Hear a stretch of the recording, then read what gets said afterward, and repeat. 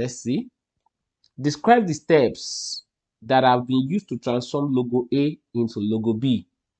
Describe the steps. Anytime we are describing steps, now you are being asked to give in the right order how you are going to do this in practical terms. So you give the steps in the right order. So that is quite simple.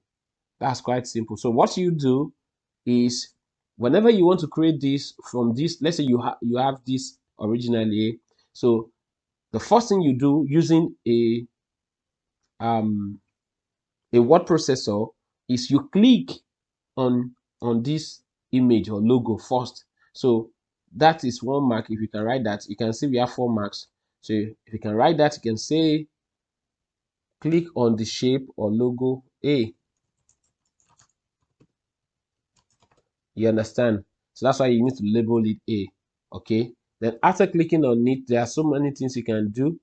You can maintain aspect ratio.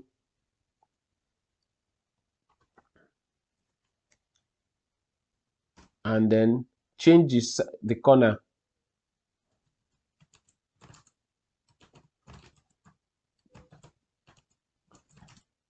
On the logo. Maintain aspect ratio.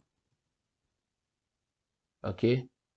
Another thing that maintain aspect ratio means that you can, because you can see that this is, I mean, when you reduce this particular logo A, you have this for all the 4 sides to be reduced in correct proportion. So that's why you are maintaining aspect ratio. Yeah, sorry, aspect ratio. Another thing is that you see that this final logo has been filled with dark color. So you can say fill the logo with black color.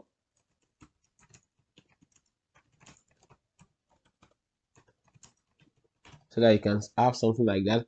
Another thing is that you see originally the text color was black, but now it is white. So you can also add that too.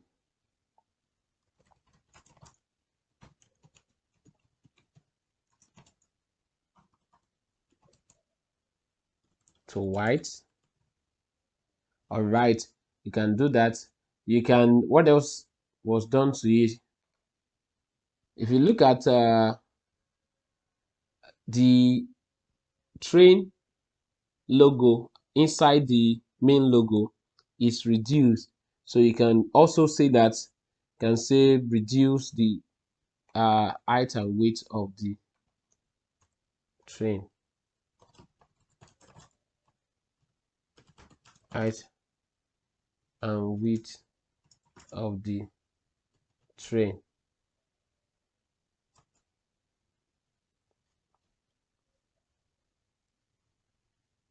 Drag the corner handle of the logo to reduce it.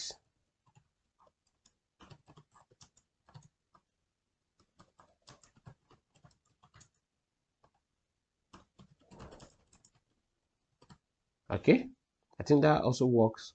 Okay, any 4 year will give you the full mark. Let's look at another question.